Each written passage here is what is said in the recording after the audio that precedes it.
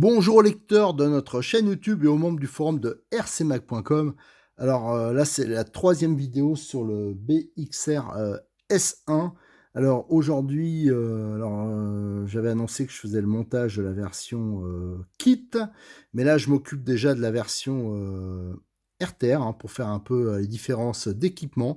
Et aussi notamment, je voudrais résoudre, parce que je vois partout ça parle, le slipper. Je voudrais résoudre d'entrée ce problème, donc je vais le démonter. Alors déjà, on va voir si c'est facile d'accès. J'en ai aucune idée, hein, j'ai jamais démonté sur cette voiture. Et on verra, on essaiera de trouver ensemble le problème. Alors déjà, j'ai démonté la batterie. Voilà. Donc la batterie qui est d'origine, alors bien sûr, elle a une capacité qui est assez faible, mais ce qui est intéressant, c'est qu'au moins, c'est du lipo d'origine. Ça, c'est plutôt pas mal. Et pour le chargeur, on en avait parlé, il fait 600 mAh, donc il faudra quand même pas mal de temps pour charger d'origine. Mais il est équilibré, on voit qu'il y a la prise d'équilibrage, et ici, il y a les détrompeurs. Donc vous voyez, on ne peut pas se planter ici, on voit les détrompeurs. Donc voilà, tout ce qui était pour batterie, et surtout, elle est hyper facile, parce qu'en fin de compte, il n'y a qu'une seule sangle. Donc quand on dessert, tout de suite, on a la place, quoi. Il y a pas... C'est vraiment pratique, et moi, j'utiliserai sûrement des shorties, comme j'ai des sorties d'avance, donc on fera des blocs de mousse, là, pour pouvoir adapter, en fin de compte, l'emplacement de la batterie, pour pouvoir jouer sur la tenue de route. Ce que j'ai fait aussi, c'est que j'ai démonté, alors déjà pour vérifier que c'était tout roulement, mais bien sûr, c'est entièrement ce roulement. Donc ici, on a les fusées arrière. Donc il y a un seul ancrage, mais on voit il y a deux positions pour l'ancrage ici. Donc pour gagner sûrement de la garde au sol, et peut-être sur la version Monster Truck, il y a plusieurs positions pour la fixation des amortisseurs. Et à l'avant, vous avez donc bien sûr des cardans homocinétiques. C'est sur roulement. Ah, il y a un petit truc, on fera ça sur une autre vidéo, mais j'ai vu qu'ici, il y a une butée de direction qui, à mon avis, ne semble servir à rien. Alors, ça servait peut-être sur, alors je pose la question parce que je ne connaissais pas, la version charbon, c'était peut-être pas des cardans homocinétiques devant. Donc, pour limiter l'angle de braquage, pour éviter de les perdre, peut-être qu'il y avait cette butée. Mais là, j'ai vu qu'elle limite un peu le débattement de la direction. Donc, ça, à mon avis, je testerai sur la version kit à le virer, il y en a pour 2 minutes. Voilà. Ce que j'ai pu remarquer, le roulement il s'est fait la malle, donc c'est des roulements 5-10-4 tout à fait classiques. Alors par contre, attention quand vous démontez les roues, là je vais vous mettre, donc vous avez des écrous de 4 mm, ça c'est pas mal d'en avoir d'avance épaulés. Non, ça c'est pas bien cher non plus. Et vous avez d'origine les adaptateurs alu, c'est aussi quelque chose que je voulais voir, si c'était pas des adaptateurs plastiques. Il y a beaucoup de voitures où c'est comme ça. Alors par contre, la goupille est pas prisonnière. Donc faites attention, quand vous enlevez la roue, la goupille risque de tomber. Voilà. Donc faites attention lors du démontage et du remontage de ne pas perdre la goupille. Allez, je crois qu'on a fait à peu près le tour. Ah si, les pneus. J'ai regardé. Donc les pneus, je vous dis, c'est des pneus qui sont visiblement faits pour de l'astro. Alors je rappelle, ce genre de voiture, c'est pas pour faire des sauts de malade. J'ai vu des vidéos sur internet, mais enfin c'est ridicule. C'est pas des voitures faites pour, c'est des faits pour rouler plutôt en club, dans des endroits qui sont propres. Voilà, c'est plus typé un peu compétition. Donc c'est des vitesses pour faire de la performance, pas pour faire... si on veut faire des sauts, des choses comme ça, c'est pas ce genre de voiture qu'il faut acheter des mini monster truck, enfin, des voitures qui sont adaptées à ça. Et là, on a les pneus, donc eux, si vous roulez sur du goudron, alors là, ils vont être vite détruits. Il faudra prendre des pneus un peu spécifiques pour ça. Pareil, c'est pas vraiment des voitures vraiment faites pour rouler sur du goudron, mais on peut, mais il faut mettre des pneus adaptés. Là, ils ont mis des pneus qui sont plutôt adaptés à de l'astro, ça veut dire, vous voyez, les revêtements verts que vous avez sur les pistes TT 1/10, souvent, même sur des pistes 1/8. Alors, sur de la terre, ça tiendra, mais les pneus vont s'user aussi là un peu plus vite. Mais bon, l'avantage, c'est que ça a vraiment un aspect style les pneus Schum. Donc ça devrait apporter une mode adhérence sur ce type de piste. Et c'est plutôt des voitures qui sont faites pour ça. Donc ça, c'est plutôt un avantage. Et on voit dedans, elles sont numérotées, il y a la référence, je pense que c'est la référence du pneu. Voilà, ils sont bien collés. Ça, c'est une bonne chose. Voilà, alors maintenant, je vais regarder comment on démonte. Donc là, déjà, on voit que c'est une clé de 2. Alors, je pense qu'ici, vous avez les vis qu'il y a là, c'est pour accéder, je pense, peut-être au pignon. Et là, peut-être en démontant ces 4 ici. Alors, je vais voir. De toute façon, on voit que c'est un système avec un démontage rapide, hein, parce qu'il y a un demi-palier en dessous, qui existe d'ailleurs en alu. Hein, je vous l'ai présenté sur la deuxième vidéo. Alors, je ne vais pas faire ça à la machine, je vais faire ça à la main. Et on va voir si c'est vraiment ça. Là, je découvre vraiment... Donc, excusez-moi s'il y a des hésitations. Mais là, je me mets dans le pot de celui qui a acheté cette voiture. Ouais, et au lieu de rouler, moi, je pense que, comme la voiture, on sait qu'il y a des problèmes avec le slipper au niveau, je pense, c'est des serrages. Bah, c'est idiot de rouler sans avoir résolu le problème. Hein. Donc, les 4 vis, bon, même à la main, ça se démonte vite. Hein. Donc, je rappelle, hein, toujours utiliser des outils de qualité. Ça, c'est toujours l'outil que je conseille. Hein. C'est celui qui est livré avec les 4 embouts. Surtout pour cette catégorie, il suffit largement. Voilà, en plus, il est pas cher. Donc, on va voir. Apparemment, je pense que la boîte radio, elle va pas gêner parce qu'elle se soulève. Donc, ça, c'est pratique. Bah, si l'accès est aussi facile, bah, ça sera un bon point. Hop, voilà. Là, vous avez, on enlève le demi-carter, le carter de protection supérieur. Là, on peut voir que la platine, elle pivote. Alors, je ne sais pas comment c'est monté, mais en tout cas, ah oui, c'est articulé. Ah, donc ça, c'est bien. Et là, on accède, voilà, on a le slipper. On voit la vis de réglage, un mini-stop de réglage. Et là, je pense qu'on peut peut-être le sortir comme ça. Ouais, bah nickel. Ça, c'est nickel. Après, bon, pour remettre le cardan. Hop. Voilà. Nickel. Donc, vous voyez les paliers. Alors, les 2 paliers, là, ils existent en aluminium. Alors, moi, je pense que je monterai celui-là. Au moins, celui-là, en aluminium. L'option est pas chère.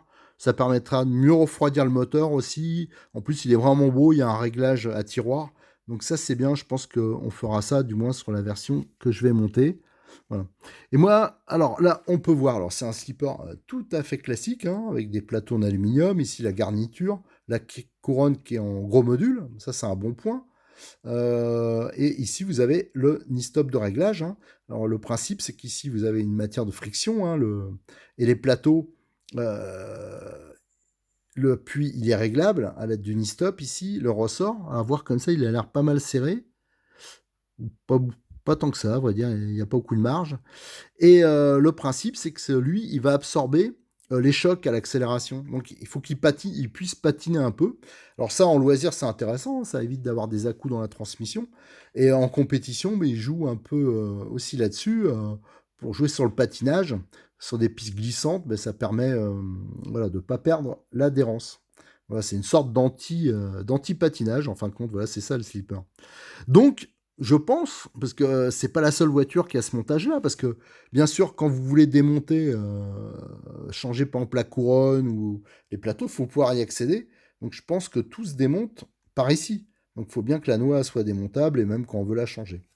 Alors déjà, la première chose qu'on va regarder, donc il y a sûrement la petite vis là, c'est du 4 mm, sûrement, et il y a sûrement un méplat en dessous. Alors on va faire, non, on va déjà faire un premier test, mais là je ne sais pas si j'ai le nécessaire. Le premier test, ça va être le réglage du slipper. Donc là, il va falloir que je mette les bons outils. Heureusement que j'ai 2 clés comme ça. Et le principe, c'est qu'on va bloquer ici. On va bloquer là. J'ai bloqué, vous voyez, les 2 côtés. Bon, c'est pas facile parce que j'ai pas une bonne vision. Et on va voir si ça patine. Et ça patine que dalle. Donc ça veut dire que le réglage est trop dur du slipper. Alors je pense que ça, c'est voilà, un point à vérifier. Parce que s'il est trop dur, s'il n'y a pas de patinage, automatiquement, les à-coups sont retransmis intégralement sur la noix. Alors là, j'ai pas l'outil. Je vais aller chercher l'outil. Allez, on coupe un peu la vidéo et je reprends dès que j'aurai l'outil. Je vais chercher l'outil. Alors, c'est un e-stop de 4, donc logiquement, c'est... non, de 5, je pense, c'est du 8. Voilà. Et on va desserrer. Alors, à mon avis, il n'y a pas beaucoup de marge pour desserrer. Alors, ça, on peut jouer après sur l'épaisseur des e-stop. Bon, là, j'ai desserré à fond. On va voir si c'est suffisant. Voilà. Et là, je bloque les deux. Ce qui n'est pas évident quand on n'a pas une bonne vision de ce qu'on fait. Voilà. Ah, là, on voit, là, il y a un peu plus de patinage. Donc, on resserre un poil. Alors, de toute façon, ça aussi, il faut que ça se rôde un peu. Voilà. Ouais, bah, je pense que, de toute façon, quand ça patine, voilà. Voilà, faut que ça patine un peu quand même. Et après, ça, vous le voyez, hein, si ça patine complètement, vous allez l'entendre, hein. La voiture va faire un peu de surplace. Vous pouvez aussi bloquer les roues, foutre un petit coup d'arrêt. Enfin, faut pas trop s'amuser non plus à ça, mais le slipper, faut vérifier qu'il fonctionne, mais surtout qu'il ne patine pas. Donc, il est monté. Là, je pense qu'il est mieux réglé que d'origine, parce que d'origine, il était carrément bloqué. Alors, vous imaginez bien, quand il est bloqué, bien sûr, ça fait des à-coups où la seule pièce qui est démontable, c'est celle-ci. Donc, ça joue sur la petite vis, là. Donc c'est ça qui peut poser problème. Donc vérifiez qu'il patine un tout petit peu. Faut pas qu'il patine beaucoup, hein, parce qu'après vous risquez voilà, d'abîmer les garnitures, mais ça à la limite c'est pas bien grave. Ça c'est des choses qu'il faut vérifier régulièrement. Après on va voir, pareil c'est une clé de 2. Allez, on va voir si c'est monté. Ouais, c'est pas, je pense pas que c'est monté au frein filet. Non, si vous regardez, voilà, bon, je pense que le problème il vient de là. Ah, j'ai tapé dans le téléphone. Oui, il n'y a pas de trace de frein filet. Et ici, vous avez le petit méplat. Hein, c'est là-dessus que ça tient. Alors c'est pour ça, je pense qu'avec les chocs, si le slipper est serré trop fort, aussi, il y a aussi ceux qui utilisent pas la configuration d'origine, hein, qui roulent en 3S. Donc non, il est prévu pour du 2S. Et si vous voulez mettre du 3S, il faut mettre le slipper 3S. D'ailleurs, on regardera les différences, hein, si on les voit. Et après, ce qu'il faut regarder, c'est la vis. Alors, la vis, je pense qu'il y a moyen. Je vais regarder dans mon stock. Non, mais ces vis-là, le problème, c'est que la surface de contact, elle n'est pas optimum. Alors, je vais regarder ce que j'ai, si j'en ai une qui est un peu mieux. Allez, je vais aller voir dans mon stock. Vous allez vite comprendre la différence. Alors, les vis, je suis allé voir mon voisin, Cyril, et comme il a toute une gamme de vis qui sont souvent de meilleure qualité que tout ce qu'il y a dans les kits, ça, vous savez, vous avez donc la vis d'origine, hein, ça doit être du 4.3. Voilà, et donc, je sais pas si vous voyez l'aspect, mais la partie, c'est toutes les vis sans tête, elles sont à peu près faites comme ça. La surface de contact est assez réduite et vous avez même un creux au milieu. Et donc, je l'ai pris dans un premier temps, je lui ai demandé ce qu'il avait en un poil plus long. Alors ça, c'est plus pour que l'empreinte de la clé rentre un peu plus loin, hein, qu'il y ait une bonne prise. Et en fin de compte, je l'ai pris, j'ai vu que c'était à peu près la même forme. Alors, je sais qu'il venait de recevoir des vis à la même taille, mais inox. Et on peut voir, je pense sur la vidéo, je ne sais pas si ça se voit bien, mais là, la surface, elle est bien plate. Donc, la surface de contact sera beaucoup plus importante. Et donc, bien sûr, ça va tenir beaucoup plus solidement. Alors, bien sûr, je l'ai entièrement dégraissé. J'ai aussi entièrement dégraissé la noix, hein, avec du solvant, avec du diluant, hein. Alors, bien sûr, faites pas ça. J'en ai vu des fois qui ont fait ça avec du white spirit. C'est pas du tout bon, hein, c'est gras, hein, comme diluant. Donc là, non, il faut faire un diluant non gras. L'acétone, je pense, que ça doit aller aussi. Faut qu'il y ait aucune trace de gras parce qu'il y en a un peu d'origine. Donc le frein filet, il va pas prendre si vous en laissez.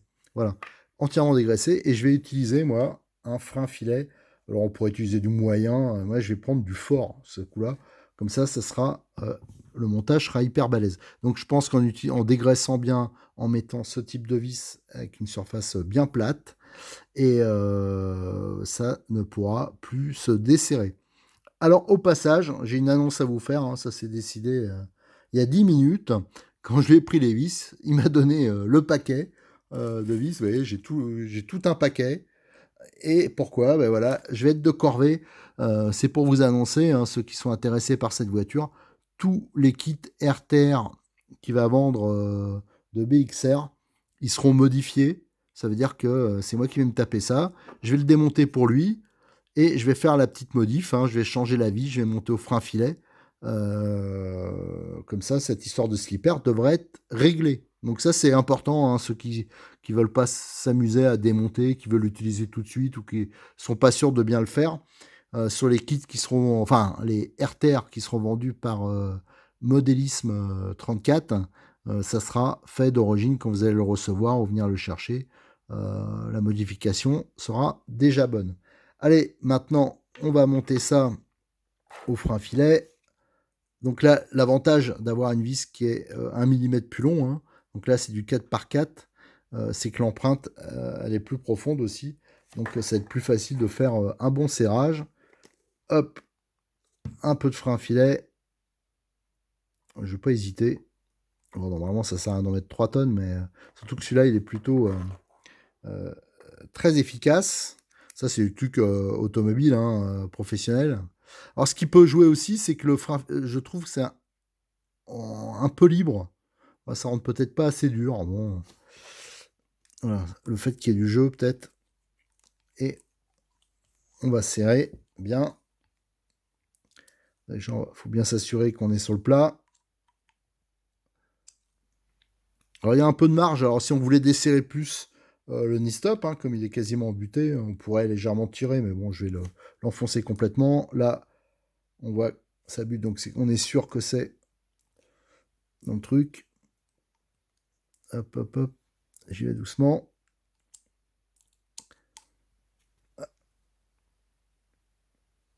Et là, normalement, ça devrait tenir. Voilà, là, c'est monté. Au frein filet fort, avec des vis bien dégraissées. Donc là, ça devrait tenir. De toute façon, on fera le test, hein. Nous, on va rouler. Enfin, moi, je vais faire le test avec la version kit, hein, que je vais monter. Mais là, de toute façon, c'est sûr que ça va tenir largement mieux que d'origine, où c'est monté sans frein filet et avec une vis standard. Voilà. Donc ça, sur tous les kits à Cyril, ça sera fait, hein. Je vais me les taper. Bon, vous avez vu, j'en ai pour 5 minutes, hein, c'est vite démonté.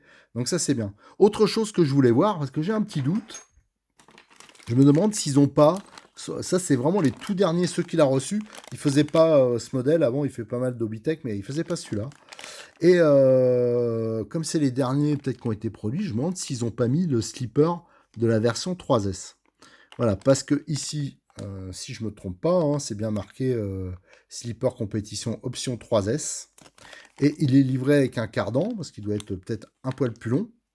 Et si je regarde le cardan qui est livré d'origine, pour moi, c'est le même. Donc, moi, j'ai un doute. Et si on met les deux l'un à côté de l'autre, moi, franchement, je ne vois pas les différences. C'est strictement la même longueur, c'est les mêmes composants. J'ai regardé avec la version réparation, hein. Ici, vous avez le sachet réparation pour le slipper. Je regarde, c'est les mêmes tailles, les mêmes pièces. Donc pour moi, les tout derniers kits, alors méfiez-vous, parce que dans les magasins, ben, selon le stock qu'ils ont, et ils ne le savent pas, il n'y a vraiment que les derniers kits, donc qui doivent avoir ça, parce que moi j'ai un copain qui en a acheté un il n'y a pas si longtemps que ça, et moi j'ai cru voir que son slipper, quand il l'avait démonté, c'était pas du tout ça. J'ai l'impression même qu'il n'y avait pas les plateaux rouges, là. Euh, donc ça c'est faites attention. Si c'est pas les tout derniers kits, c'est peut-être pas le même slipper. En tout cas, si c'est la version 3S qu'ils ont mis d'origine, c'est plutôt une très bonne nouvelle. Ça évite d'acheter l'option. Voilà, ouais, on a fait le tour. Maintenant, je vais faire le remontage. Ça, je ne vais pas vous le faire en vidéo, hein, c'est pas la peine. Donc, je rappelle, hein, montage, dégraissage des deux pièces, hein, de la noix. Alors, dedans, j'ai mis du sopalin, hein, bien dégraissé le filetage, les deux filetages. J'ai mis une vis qui est donc 1 millimètre plus long. Ça, c'est pour avoir une empreinte plus profonde et aussi une vis qui est plus adaptée. Mais je pense qu'avec la vis d'origine, ça ira aussi. Mais je pense que là, ça va être un petit plus quand même, ce montage. La vis est de meilleure qualité. Et on a monté au frein filet fort. Alors avec du normal, ça devrait être bon aussi. Et surtout, on a réglé le slipper. On a fait, au moins, il patine un tout petit peu. Tandis qu'au début, il patinait pas du tout. Donc tout se répercutait sur cette vis-là. Voilà, ben, je vous donne rendez-vous pour une prochaine vidéo, toujours sur cette voiture. Là, par contre, je pense qu'on attaquera directement le montage de la version kit, hein. Sur le RTR, on a un peu tout vu, hein. On a vu que les seules différences, à vrai dire, ben, j'ai l'impression il n'y a que les supports d'amortisseurs qui sont différents. Et donc, si ça se confirme que c'est livré avec le slipper 3S, moi je trouve que c'est la version RTR reste très très intéressante, surtout pour le débutant ou celui qui n'est pas hyper bien équipé. Au niveau prix, c'est vraiment très bien. Allez, merci, à bientôt. et rapidement, je vous ferai une nouvelle vidéo sur cette voiture.